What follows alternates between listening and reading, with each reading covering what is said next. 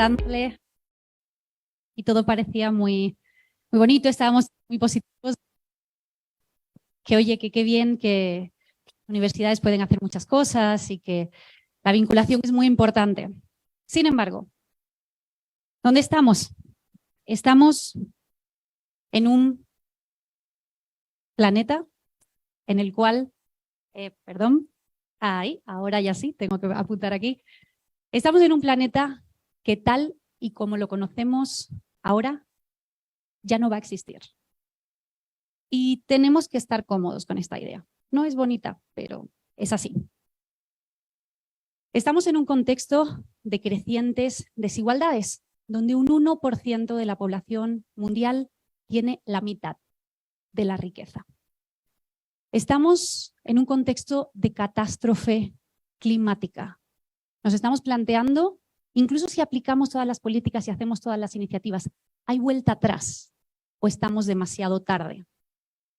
Tenemos una crisis económica sin precedentes. Hemos tenido muchas antes, pero esta es diferente. Es diferente porque mezcla muchos elementos que son nuevos al darse al mismo tiempo y todavía estamos viendo cómo lo vamos a solventar, porque no se ha dado antes.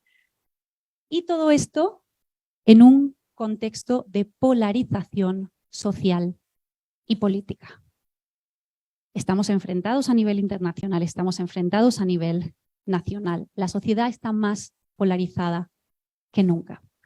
Ahora, con este contexto o en este contexto, ¿qué podemos hacer? ¿Qué vamos a hacer? ¿Qué van a hacer cada uno de ustedes individualmente? ¿Qué vamos a hacer nosotros como universidades? ¿Y qué vamos a hacer colaborativamente con otros actores de la triple hélice, la cuádruple hélice? Y ahora sí, muy bienvenidos, muchas gracias. Soy la doctora Victoria Galán Muros y estoy encantadísima de estar aquí con ustedes. Muchísimas gracias, doctora Marta Aguilar. Nos hemos encontrado varias veces en el último año. Me había dicho, ¿cuándo vienes? A ver, ¿cuándo vienes? Y oigan, quien quiere puede. Aquí estoy. Es un placer estar aquí con ustedes, señor subsecretario. Un placer que esté aquí con nosotros y además en el marco de este 35 aniversario, que qué jóvenes se ven todos, 35 años, están excelentes. Y enhorabuena, enhorabuena a la universidad. No todas llegan a los 35 años y no todas llegan así. Así que algo de buen trabajo tiene que haber detrás cuando están en la situación que están. Vamos a hablar de vinculación, vamos a hablar de desarrollo sostenible y posiblemente ya a las alturas que estamos no les tenga que hablar mucho de los ODS. Hablamos de esos objetivos que la humanidad se ha marcado para sí misma. Hablamos de 17 objetivos, de 169 targets que cubren aspectos económicos, aspectos medioambientales y aspectos sociales. Hablamos de algo que no es perfecto, desde Naciones Unidas sabemos que no es perfecto, pero oigan, es el mayor acuerdo al que ha llegado la humanidad. Ahí firmaron todos los 196 países. Y estamos en mitad. Estamos justo ahora, se crearon en 2015 con Horizonte 2030 y estamos en mitad de este proceso. Tampoco tengo buenas noticias, disculpen, vamos mal. Vamos mal, vamos tarde. La pandemia nos ha llevado más atrás todavía en algunos de los objetivos y sí, en algunos hemos avanzado, pero en otros estamos incluso más lejos que cuando se crearon en el 2015. Y ahora sí lo vamos a aterrizar a la educación superior. Cuando hablamos de universidades, hablamos de instituciones que durante siglos se les ha dado muchos elogios, pero también se les ha criticado por una cosa. Se les ha criticado por ser instituciones que han vivido de espaldas a la sociedad, donde estaban instituciones que han pensado que todo el conocimiento y todas las personas inteligentes de esa sociedad estaban dentro de la universidad y por tanto no tenían por qué mirar fuera.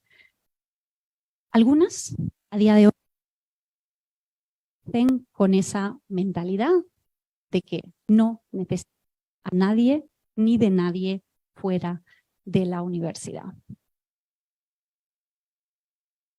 Sin embargo, oigan, a lo mejor ustedes están aquí en su día a día y no se dan cuenta, pero las universidades son aquellos lugares donde se forma el capital humano más avanzado de estas sociedades. Los futuros líderes de Celaya, de Guanajuato, de México and beyond están en esta universidad, los tienen aquí.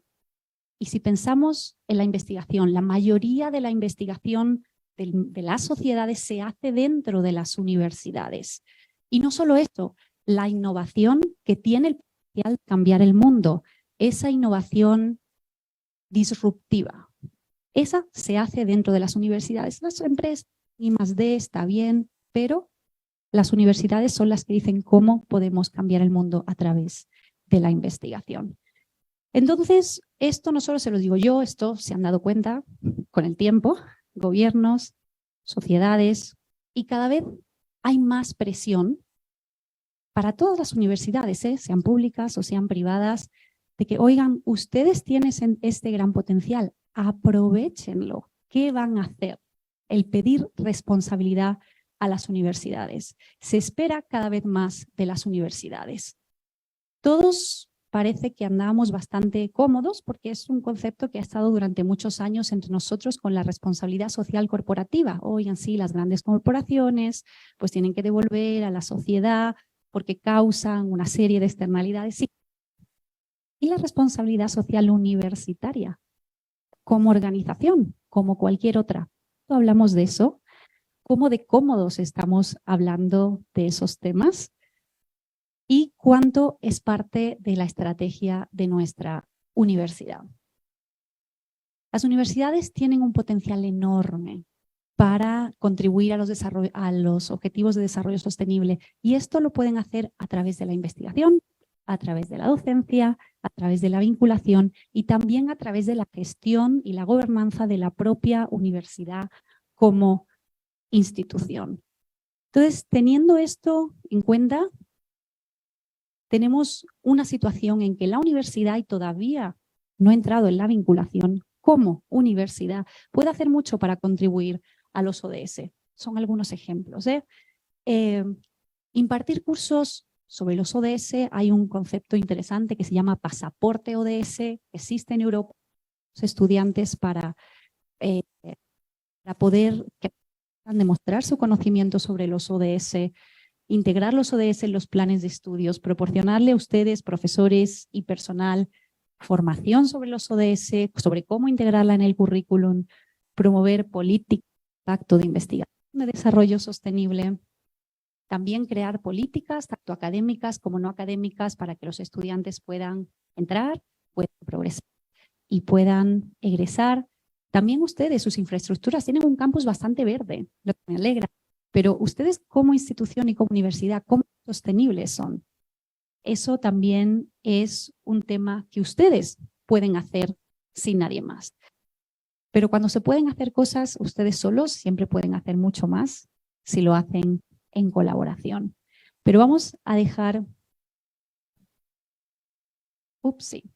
ese pensamiento ahí un segundito y les voy a preguntar, ignore que acaba de salir de la respuesta, ¿cuál es el objetivo de desarrollo sostenible más importante?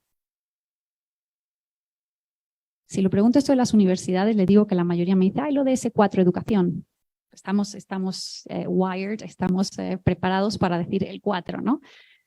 Sí, el 4 es transversal a todos y yo también. A lo mejor les digo que es el segundo más importante, porque al final el más importante de todos y el que nos dice, porque es el cierre, que solos podemos hacer cosas, sí, pero no lo podemos hacer todo, es el ODS 17. Alianzas para lograr los objetivos. Son grandes objetivos, son grandes retos, son problemas complejos que requieren de soluciones complejas, que requieren de un conocimiento diverso, que requieren de recursos diversos, que requieren... Necesitamos de otros para conseguir estos objetivos. Entonces, bueno, parece que, o me gustaría pensar que nos vamos acercando al hecho de que sí, la universidad puede hacer cosas, tiene un gran potencial para hacerlo, pero necesita de otros. Le hablo un poquito de vinculación universitaria. La primera pregunta es, ¿qué es? ¿De qué estamos hablando? Si yo les digo que me digan ustedes para cada uno de ustedes qué es la vinculación universitaria o con qué, voy a hacerlo mucho más fácil, con qué palabra lo relacionan. Una palabra, vinculación universitaria es ¿qué? Es comparar dos palabras, pero bueno, se lo aceptamos, compartir conocimiento. Relación, alianzas, solucionar problemas, entorno y ecosistemas, efectivamente, desarrollo, compromiso, muy importante, es innovación, es comunicación. Son todas esas cosas, están tocando aspectos diferentes de lo que es la vinculación. La vinculación es un concepto que muchas veces se trata de manera demasiado abstracta. Y es verdad que no es un tema matemático, no es un tema científico, no es esto es vinculación. La vinculación significa cosas diferentes para las diferentes personas. Empiezo a decirle que no es vinculación porque normalmente se dice, no, la vinculación es esto. La vinculación no es exclusivamente la relación de una universidad y una empresa. La universidad se puede vincular con cualquiera de los actores de la cuádruple hélice. La vinculación no es una transacción aislada o un servicio puntual. Ah, no, ya me vinculé porque hice esto. No, eso es un servicio, eso es una transacción. Eso no es vinculación. Y no es una actividad, y aquí quiero también insistir mucho en esto, en la cual la universidad nunca pierda su autonomía. Vincularse no significa en ningún momento que la universidad no es autónoma o que los profesores no tienen también su propia libertad de cátedra. Eso debe estar ahí siempre y en algún momento sale, no, es que, no. Tengan claro esto, eso está ahí independientemente de cómo actúe la universidad sola o vinculada. Si bien no hay una definición que esté globalmente aceptada, en 2011 hicimos un mapeo de la situación de la colaboración universidad-empresa y la vinculación en 33 países de Europa para la Comisión Europea.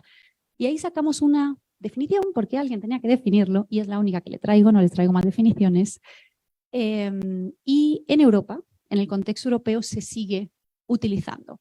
Y en español diría algo así, que la vinculación es una relación que puede ser formal o informal, que tiene que estar, eso sí, sostenida en el tiempo, si no hablamos de transacciones, que pueden estar involucradas una o varias personas de la universidad y una o varias personas de cualquiera de los actores externos a la universidad, que puede ser en educación, en investigación o en valorización y en la cual todas las partes se benefician.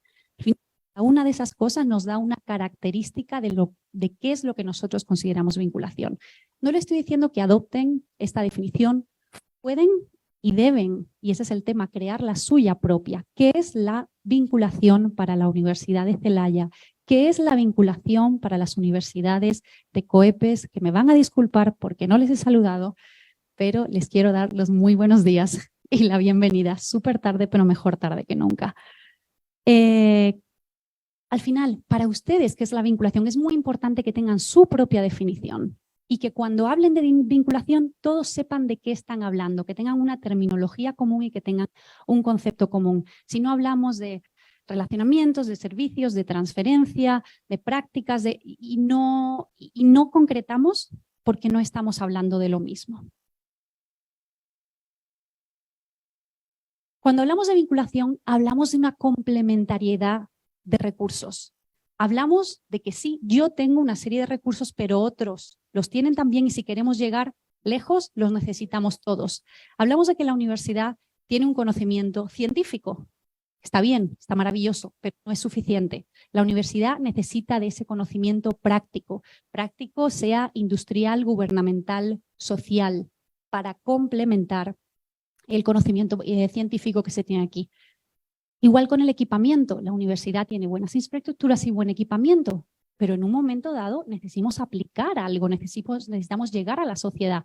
Y oigan, ahí muchas veces la universidad no puede llegar sola. La universidad desarrolla la tecnología, pero imagínense que desarrollamos tecnología y ya, ¿para qué? ¿Para ponerlo qué? En el mejor de los casos en un paper, para que se lean cuánta gente.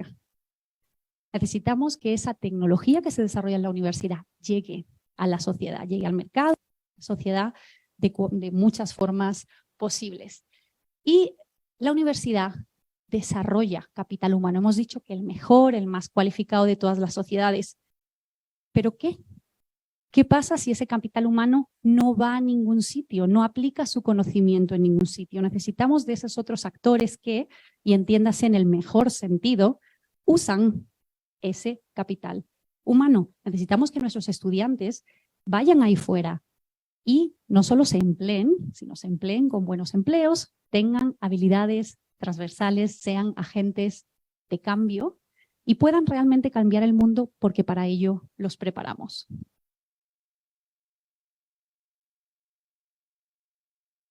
¿Dónde nos podemos vincular? Por cierto, no se los he dicho antes, pero interrúmpanme en cualquier momento. No estamos acostumbrados a escuchar a alguien durante tanto tiempo, así que estoy aquí para que esto les sea útil a ustedes. Si en algún momento tienen alguna pregunta, alguna duda, levanten la mano y yo se la intento responder y solucionar en ese mismo momento. Nos podemos vincular en educación, en investigación y también en valorización. Posiblemente ustedes no están muy familiarizados con los dos primeros conceptos, pero no con el tercero. Ese concepto, la verdad, se creó originalmente en Holanda, en Países Bajos. Yo lo utilicé en mi tesis doctoral y después, como trabajamos para la Comisión Europea, pues se ha vuelto un concepto europeo. Pero creo que el significado es muy bonito, porque hablamos de dar valor a lo que se hace en la universidad. Y dar valor no es necesariamente un valor financiero, que podría ser. Puede ser un valor social. Puede ser un valor en el concepto más amplio de valor. ¿Cómo valor se hace dentro de este campus o dentro de estos campus de este estado? Vamos a verlo de forma muy breve. Vamos a ver algunas actividades que se pueden hacer en cada una de esas áreas. Son actividades que la mayoría de las universidades hacen. Ya no se trata de hacerlas, por cierto, si alguien no las hace, las haga, sino el cómo se hacen. Vamos a necesitar mucho más tiempo del que tenemos ahora, entonces solo voy a dar un repaso general por estas actividades para que ustedes empiecen a entender, para no ser yo la que lo deje en un concepto abstracto y empiecen a entender de qué tipo de actividades estamos hablando. No son todas estas las actividades de vinculación y ya, puede haber muchísimas más, pero quizás son las más comunes. Y empezamos por la educación. Y hablamos de diseñar la currícula de forma conjunta. Hablamos de ese pensamiento y hablamos de ese reconocimiento de que, oigan, aquí todos somos muy inteligentes y sabemos mucho, pero yo levanto la mano, yo sigo siendo docente en algunas universidades del mundo y yo sola no sé cómo diseñar el mejor currículum que puedo diseñar para mis estudiantes. Porque no estoy en el día a día en la industria, porque no estoy en el día a día del gobierno, estar en todos sitios, pero al final nunca estoy full time en ninguno y necesito de esas personas y necesito consultarles. Oiga, ¿ustedes qué creen? ¿Cómo podríamos, cuál es esa necesidad que tienen, que viene en los últimos meses y que hasta ahora no la tienen cubierta? ¿Cuáles son aquellos problemas que creen que vienen en el futuro? ¿Cuál es su satisfacción o cuál es su pensamiento de los egresados que le han llegado a mi universidad en los últimos años? ¿Cuáles son aquellos temas? Es esa consulta. Les animo a que cada uno de ustedes se convenza a sí mismo y tenga la humildad, porque al final es eso, de decir, oiga, yo soy muy inteligente y sé mucho de mi asignatura, pero no lo sé todo. Entonces me voy a sentar y voy a hablar con gente de fuera y les voy a preguntar y me van a contar. La última decisión de ustedes que dan en su currícula es suya, por supuesto, siempre. Entonces no se trata de que nadie venga a contarles aquí qué es lo que ustedes tienen que enseñar, no. Se trata de que escuchen, de que hagan consultas y después ustedes decidan de todo eso qué es lo que tienen que tomar. Al final hablamos de que necesitamos una currícula que sea más relevante, que esté más actualizada. Y oigan, nosotros pues somos, y aquí me pongo yo mi gorro de docente, somos docentes, es decir, no podemos estar en absolutamente todo. Traigamos a alguien que nos pueda complementar. Después, oiga, sí, podemos diseñar la currícula de forma conjunta, pero a lo mejor después soy yo, profesora, la que está hora tras hora delante de mis estudiantes y solo me ven a mí. ¿Por qué? ¿Por qué no traemos también a personas externas a que estén en contacto directo con nuestros estudiantes, a que escuchen sus historias, no que yo les cuente, oigan, mira, pues eso está pasando, no, venga usted y cuénteselo directamente a los estudiantes. Esto puede ser desde que alguien invite una hora a alguien, como un guest lecture, ¿no? Un conferencista invitado, o puede ser, oiga, esta es la parte práctica de mi asignatura, usted va a dar la parte práctica, en fin, se puede hacer desde cualquier grado de compromiso. ¿Qué es lo que está? Le cuento un poquitito qué es lo que está ocurriendo o cuáles son las últimas tendencias en EXO. Para esto se necesita, y cada vez existe más, pero todavía hay camino por andar, flexibilidad a la hora de la contratación externa de personal dentro de la universidad. Si no tenemos eso, pues oigan, pues ya no podemos esperar mucho más. Eso se da cada vez más hay más clases online, lo que también facilita, porque a lo mejor ustedes pueden traer a alguien local, que está maravilloso, pero a lo mejor en un momento dado quieren traer a alguien que está en Europa, que está en Estados Unidos. Las clases online obviamente facilitan esto. Cada vez se está valorando más la experiencia profesional a la hora de la contratación, porque decimos, hoy sí queremos gente de fuera, pero si usted tiene una carrera que es alguien que tiene una carrera solo académica versus alguien que también ha estado en la industria, que también ha estado en gobierno, preferimos, por cómo están diseñadas las reglas de contratación de la universidad, aquellas personas que han tenido únicamente carrera académica. Pues ¿qué queremos? Entonces, pues tenemos lo que ponemos en las reglas. Cada vez más se valora esto. Les digo un ejemplo, las universidades de ciencias sociales de Alemania, que son un gran grupo y que son muy buenas, necesitas, para ser professor, que es el cargo más alto, necesitas 5 años de full experience en la industria. Si no, no te dan el cargo de full professor. Y a lo mejor una persona termina un egresado, se queda, pero en un momento si quiere progresar se tiene que ir. Se tiene que ir 5 años full time o 10 años part time a la industria para poder lograr ese título. Cada vez tenemos más figuras que nos dan más flexibilidad. Tenemos el industry professor o professor of the industry, que es esa persona con mucha reputación en la industria que traemos a la universidad porque consideramos que es muy valioso y lo podemos traer a tiempo parcial y que participe en varios cursos. Traemos el entrepreneur in residence. Si queremos que la gente sea emprendedora, necesitamos traer a emprendedores y que estén aquí con nosotros, aunque sea a tiempo parcial. Y tenemos el tech in residence. Las universidades no se pueden permitir salarios que mantengan a aquellas personas que estén en tecnología, que sean buenos de tecnología aquí como docentes. No se puede. No se puede competir con los salarios de Google, con los salarios de Microsoft. Entonces, ¿qué? ¿Les vamos a dejar a ellos la formación de nuestro capital humano en tecnología? Yo digo que no, no sé qué dicen ustedes. Entonces, si no podemos tenerlos con nosotros full time porque no podemos permitirnos esos salarios, colaboremos con ellos, traigámoslos.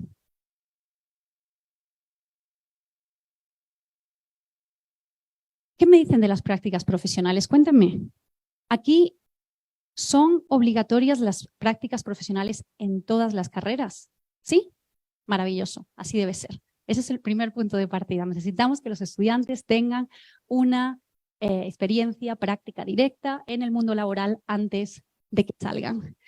Ahora, esto puede ser la vinculación más directa, ¿no? Está yéndose un estudiante y está yéndose a una empresa. El tema no está en hacerlas, sino en el cómo. Hay una gran potencial en estas prácticas profesionales, pero precisamente porque las hacen casi todos, o en esta universidad todos, requiere una serie de recursos y muchas veces es más sistematización de procesos a la hora de cómo sacar el mejor provecho, cómo hacer que los estudiantes estén haciendo o teniendo una experiencia de aprendizaje y no estén haciendo copias y no estén poniendo cafés. Cómo hacer que cuando vuelvan otros estudiantes puedan escuchar de estos cómo les ha ido, porque cada estudiante hace una práctica. Pero ¿y si nos sentamos un día todos y hacemos un evento y cada estudiante hace un pitch de 1 minuto de qué ha sido lo mejor de sus prácticas, cuál es la lección que ha aprendido? Pues en muy poquito tiempo una misma persona sí tiene su experiencia, pero ya tiene el input de mucha otra gente. Hay cositas como muy chiquitas que se pueden hacer para aprovechar mejor.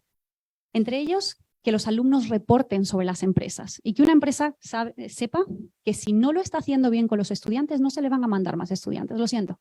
Así es, porque esto es una experiencia de aprendizaje.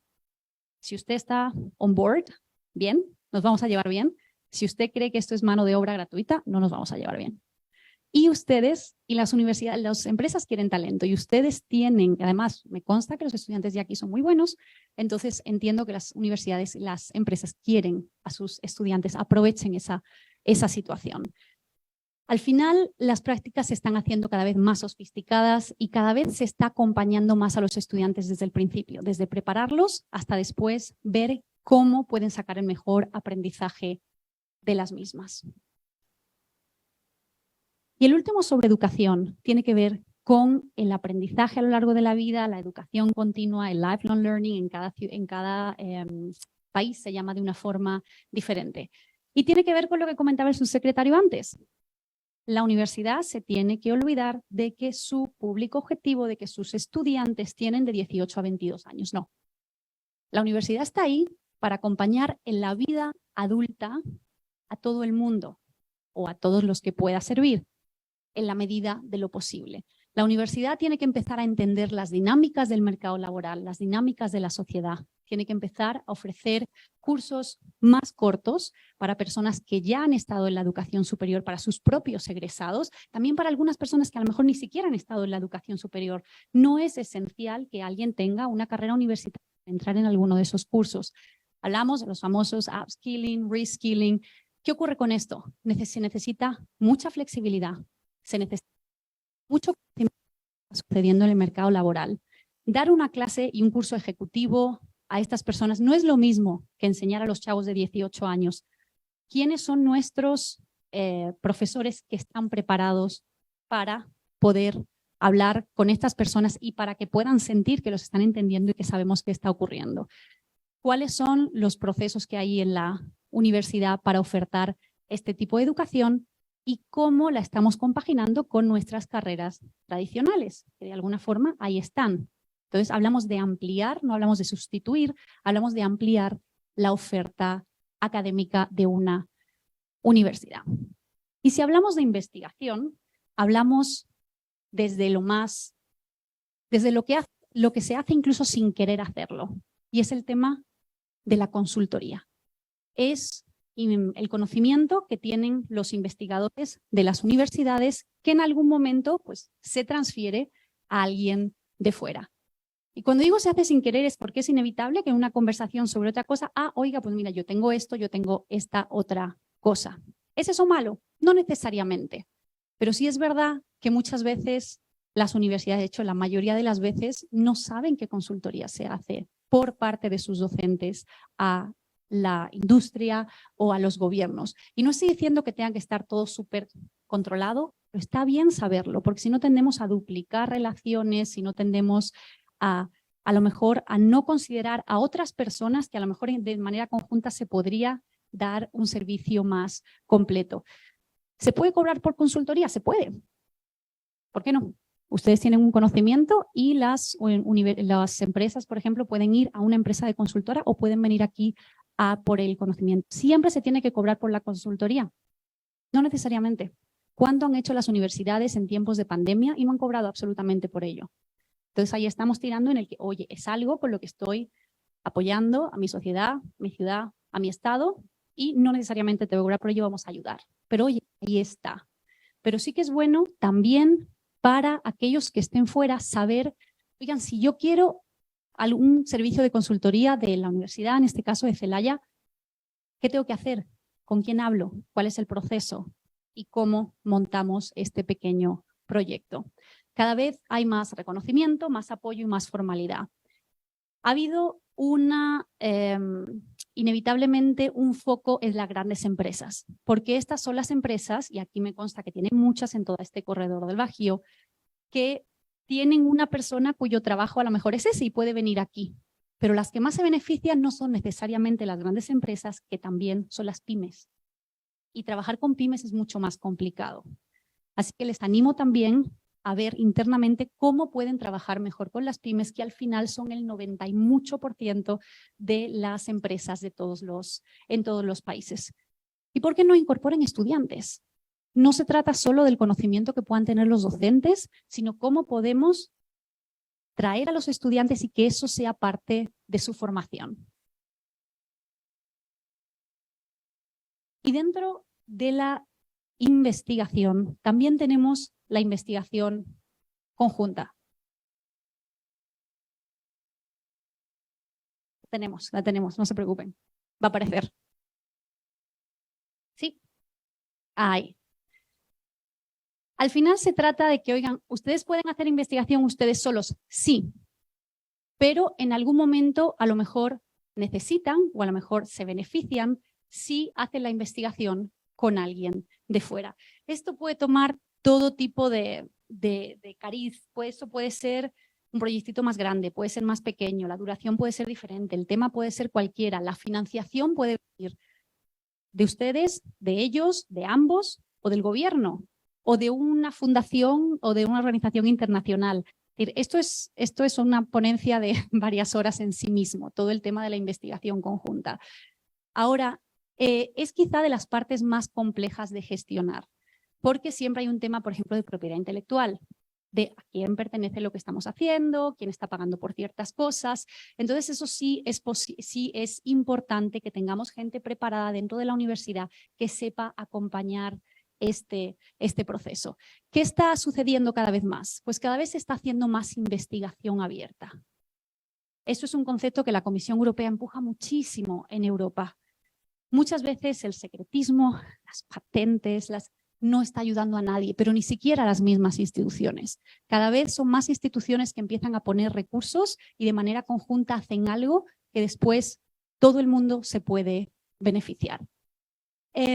Cada vez se colabora más desde las primeras etapas. No se trata de que, oye, ya que voy a aplicar todo esto, pues ya busco a alguien. No, porque a lo mejor el concepto inicial sobre el cual he basado la investigación, mi pregunta de investigación, mi hipótesis, ni siquiera estaba bien planteada. Entonces, tráiganlos al principio de su investigación, no solo al final para hacer un piloto o para aplicar algo. Cada vez las universidades tienen normativa de propiedad intelectual más sofisticada.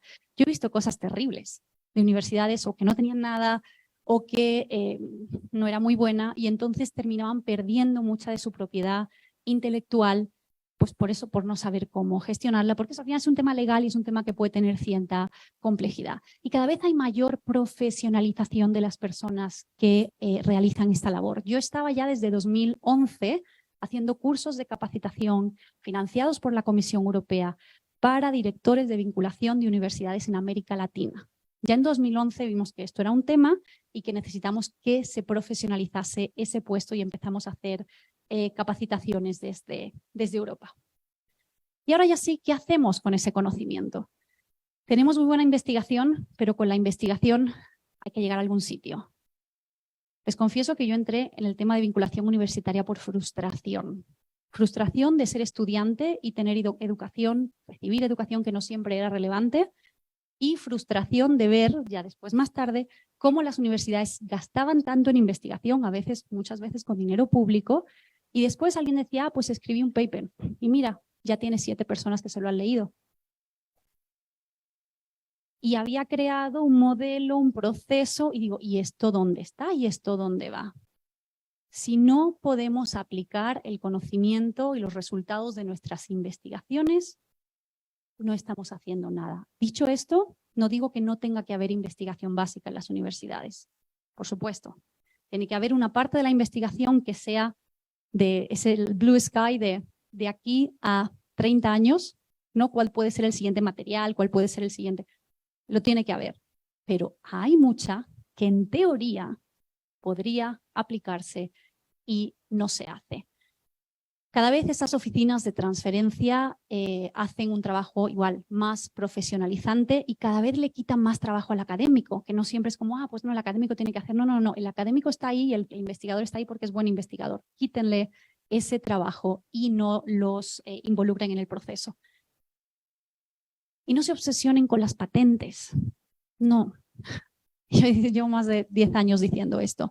Al principio nadie le prestaba mucha atención a la transferencia y en Europa se dijo, oye, necesitamos poner indicadores de transferencia. ¿Qué ponemos? Patentes. Las patentes son muy caras, las patentes son muy difíciles. Y aquí el dato, el 98% de las patentes que hacen las universidades nunca, jamás se comercializan. Es un costo muy grande, que consume muchísimos recursos y se tiene en un cajón. ¿Por qué? Porque posiblemente no se haya desarrollado con ninguna necesidad real en mente. Entonces, la patente al final, que te da una patente si algo es nuevo. Que algo sea nuevo no significa que alguien lo vaya a querer y que alguien vaya a estar dispuesto a pagar por eso. Entonces, consideren muchísimo, muchísimo, muchísimo antes de patentar nada. Ahora la siguiente pregunta, cuando se vio desde Europa que esto no era todo y que la vinculación era mucho más que esto, empezamos a crear KPIs, indicadores para medir otros aspectos de la vinculación mucho más allá de las patentes. Y ya en valorización, en la última área, aquí hablamos de muchas cosas, pero vamos a resaltar dos. El emprendimiento. Oiga, a lo mejor hay uno de investigador que dice, yo quiero ser la persona que lleve mi investigación al mercado. No quiero licenciarla y no quiero dársela a otros, sino quiero ser yo. ¿Son los académicos, investigadores, emprendedores? ¿Usted qué creen? No, es verdad, no. Por lo general no. ¿Pero por qué? Porque al final son skills, son habilidades muy diferentes. Es igual que, oiga, pues aquel que sabe, no sé, tocar la guitarra, no sé, pueden arreglar un carro. Pues a lo mejor sí, o a lo mejor no, porque al final son skills diferentes. Entonces, sí les animamos a que aquellos investigadores que quieran ser ellos mismos los que lleven la investigación al mercado puedan tener el apoyo de la universidad. Ahora, también es verdad que no suelen ser los mejores gestores. Entonces, cada vez lo que se hace más es hacer un matching con un emprendedor, con un gestor. Hay mucha gente por ahí buena, emprendedores, que les faltan ideas. Y aquí a lo mejor tenemos el producto, tenemos la idea, pero no sabemos cómo llevar algo al mercado. Bueno, pues ahí está eso que nos va a ayudar en ese proceso. Esto se ha venido enfocando mucho en áreas STEM y cada vez vemos más cómo se hace en ciencias sociales y humanidades. Ahora estoy involucrada, que termina ya en diciembre, en un proyecto de 3 años de la Comisión Europea sobre valorización en ciencias sociales y humanidades para contrarrestar todo el foco en STEM que se ha venido teniendo hasta ahora. Incubadoras, aceleradoras. Sí. Ahora, ¿tienen que tenerlas ustedes solos como universidad? No necesariamente. Se necesita personal especializado. Eso sí, necesita de recursos y de conocimiento. Y al final, honestamente, la cantidad de emprendimiento que sale de las universidades, bien sea de estudiantes, que lo veremos ahora, o bien sea de académicos, es limitado. Entonces, ¿a qué les animo también? Y aquí sí miro a todas las instituciones también de COEPES, a que compartan recursos. Les pongo el ejemplo de 3 universidades de Ámsterdam. Vrije Universiteit Amsterdam, Universiteit van Amsterdam y Hochschule Amsterdam, la de ciencias aplicadas. 3 universidades muy buenas en sí mismas, con distinto foco, las 3 en la misma ciudad, que comparten muchísimas cosas. Entre otras, sus oficinas de su oficina de transferencia tecnológica, sus incubadoras de empresas. Y cada uno poniendo un poquito el servicio que pueden proveer a esos estudiantes y a esos investigadores es infinitamente mejor. Entonces no se trata de decir yo solo no puedo y por eso estoy buscando a alguien. Se trata de decir si nos juntamos lo vamos a hacer mucho mejor entre todos. Y por último, el emprendimiento de estudiantes. Hace años la gente decía startups, start what? Y ahora todo el mundo, of course, startups, yes, yes, yes. En los últimos años, no sé si ustedes tienen aquí algún curso o tienen algún apoyo para las startups, las empresas que hacen los estudiantes. Se trata de que todo ese conocimiento, toda esa innovación, toda esa creatividad, pues pueda tangibilizarse en algo como una empresa y que la universidad pueda apoyarles. Porque vamos a ser honestos, esos estudiantes se tienen que emplear cuando salgan. Entonces, o los emplea alguien o se emplean a ellos mismos. Y en un contexto donde yo no esperaría que nadie me diese empleo, por si acaso. Pues oye, si yo me puedo crear mi empresa, pues me empleo yo y si me va bien, empleo a otros. Entonces es importante que los estudiantes que quieran hacer esto reciban un apoyo de la universidad. Decimos que la universidad es mucho más que emprendimiento y que empleabilidad. Yo lo digo todos los días, lo defiendo y lo creo. Sin embargo, cuando se pregunta a los estudiantes por qué van a la universidad, más de un 80% dicen para conseguir un buen empleo. Entonces, si bien se van a llevar el bonus de las habilidades transversales y de todo lo demás, no podemos ignorar el tema de la empleabilidad, que es la razón principal por la que la mayoría de ellos están aquí. ¿Cómo podemos apoyarle? Y ya, por supuesto, que sean mejores ciudadanos y que sean agentes de cambio. Cada vez hay más enfoque ¿en qué? En que no se trata de hacer un concurso de emprendimiento y de que los estudiantes hagan un pitch y de poder dar algún reconocimiento. Hay toda una formación previa, hay toda una educación en emprendimiento. Tenemos que darle a esos estudiantes las herramientas para que puedan desarrollar emprendimientos que tengan éxito. Si no, pues si me apuran, si no les va bien, puede sufrir el efecto contrario. Entonces hemos pasado de no hacerle ni caso al emprendimiento a empujar a muchos estudiantes a que creen sus empresas y a que fallen, y a lo mejor muchos de ellos dicen, oye, pues ya no puedo, ya no quiero volver más. Van a fallar, por supuesto, pero equipémoslos con las mejores herramientas posibles, que incluye la resiliencia, para que eso sea un proceso de aprendizaje. Porque el tema del emprendimiento al final se trata, la educación en emprendimiento, de dar todas las habilidades para comportarse como un emprendedor. Hablamos de detectar oportunidades, hablamos de la creatividad, hablamos de la innovación, hablamos del networking, hablamos de habilidades emprendedoras que no importa si son emprendedores o no, les van a ser muy útiles en el mercado laboral y en su futuro en general. Esto es un pequeño repaso a las actividades más comunes de vinculación. Podríamos estar aquí varios días y llegaría a su 35, su 36, su 37 aniversario y podríamos estar aquí hablando todavía de esto. Hablemos de la gestión, de cómo se gestiona esto. Al final es un tema, es una combinación de políticas públicas, externas, en las que no tenemos un control directo, pero sí tenemos influencia como universidades, una serie de estrategias dentro de la universidad, dentro de la sobrevinculación, donde debe haber un compromiso institucional, pero estamos comprometidos, ¿verdad, Marta? El hecho de que yo esté aquí hoy ya muestra ese compromiso, y después el dedicar algunos recursos a este tema. No tantos, después hablamos. Y dar incentivos y concientizar de la importancia de esto. Hablamos de algunas estructuras, no la tienen por qué tener todas, no tienen por qué tenerlas ustedes solos, pero necesitamos algunas estructuras mínimas que apoyen este proceso. Y por último, una serie de actividades. Actividades que puede ser un evento de networking, un reconocimiento, algo puntual. Esto tiene que existir en mayor o menor medida y esto tiene que estar alineado, porque en muchos casos, oye, pues yo hice un evento de por allí, hice una cosa, pues yo he creado una estructura, pero es para otra cosa, pues la estrategia de vinculación de la universidad dice otra cosa. Es súper común encontrarse esto dentro de las universidades. Entonces, no solo la existencia, sino el alineamiento de todas estas cosas es muy importante. No hay que hacerlo complicado. Hablamos de ser simples en la medida de lo posible y ser flexibles. Eso es esencial para la vinculación. Una pregunta para ustedes. ¿Cómo se gestiona la vinculación en esas universidades? ¿Está institucionalizada? Es decir, hay procesos, sabemos lo que tenemos que hacer. Y si no, ¿cómo podríamos institucionalizarla? Y cuando hablamos de la universidad, hablamos de que las universidades no están solas. Hablaba aquí también el subsecretario de Entornos, de Ecosistemas.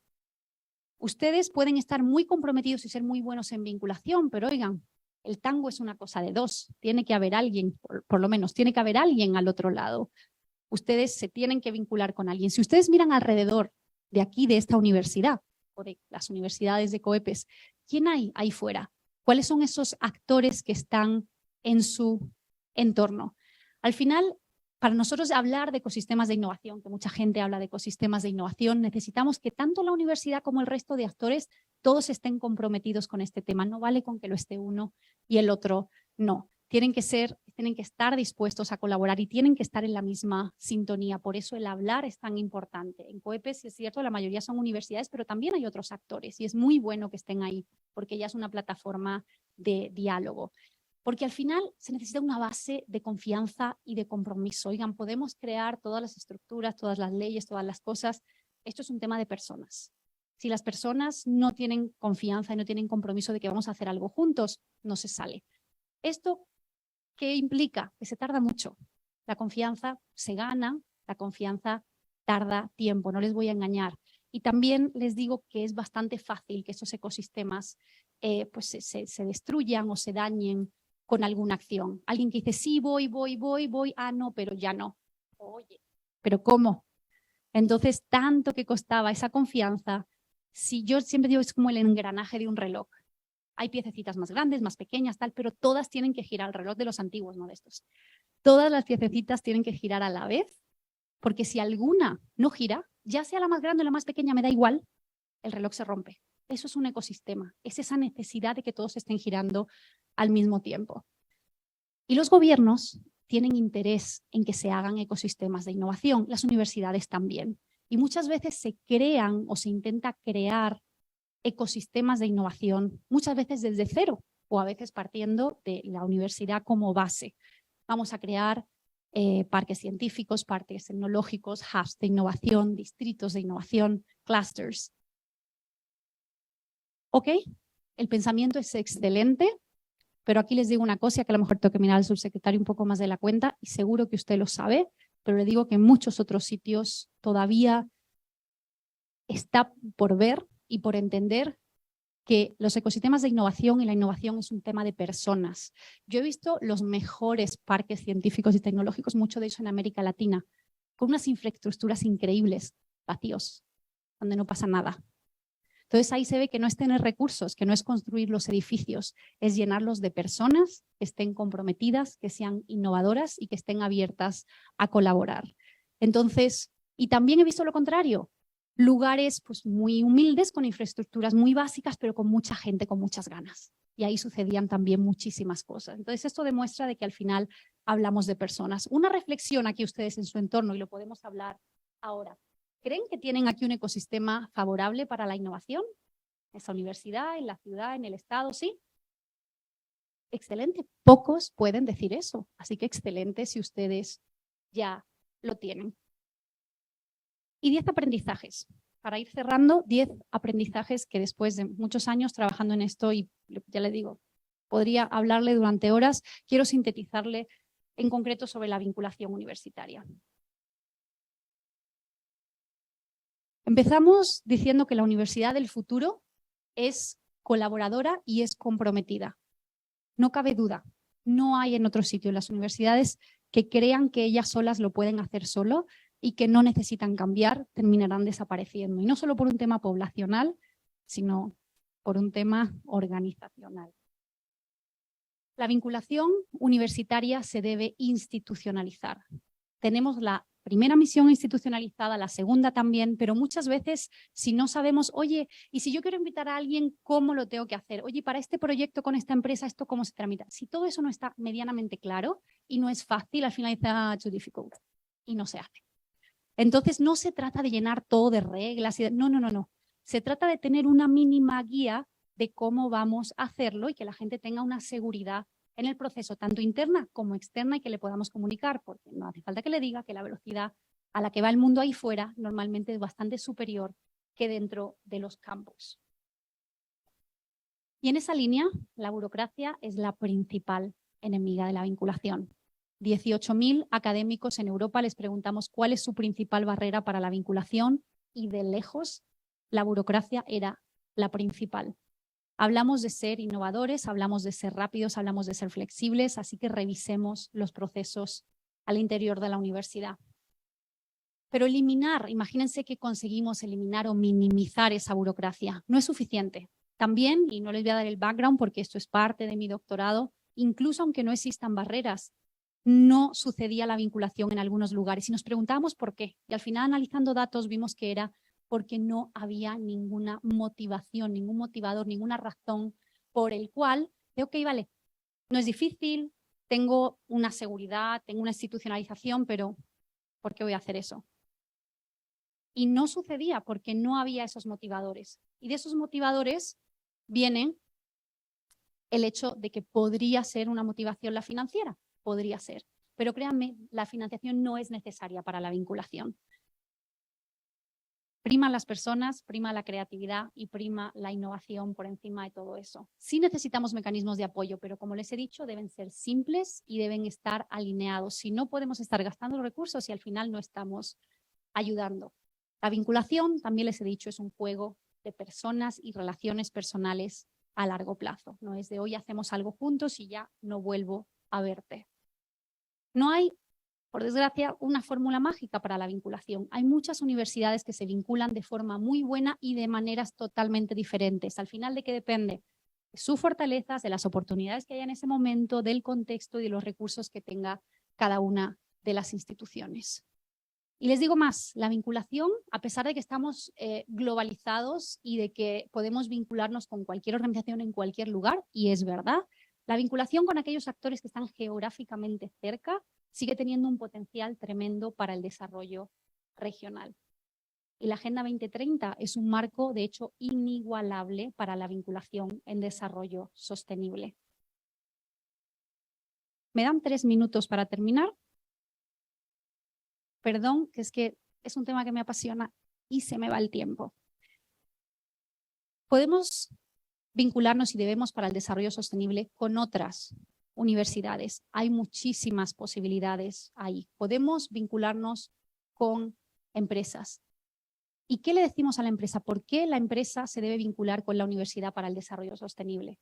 Sin entrar en mucho detalle, las mejores oportunidades de negocio para las empresas están en los objetivos de desarrollo sostenible. No sé quién, alguno de ustedes que sea profesor de administración o que sepa de empresas, ¿por qué hay que empezar para que una empresa? Pues que haya una necesidad. El mundo ha dicho que eso es necesario, la necesidad está ahí. Después podemos adaptarlo a cómo se traduce eso en mi estado, en mi contexto. La necesidad está ahí y muchas veces la financiación también. Entonces, la ONU, por supuesto, está fomentando la inversión privada para que se haga alrededor de los ODS. Hay una plataforma, por ejemplo, de inversión en ODS.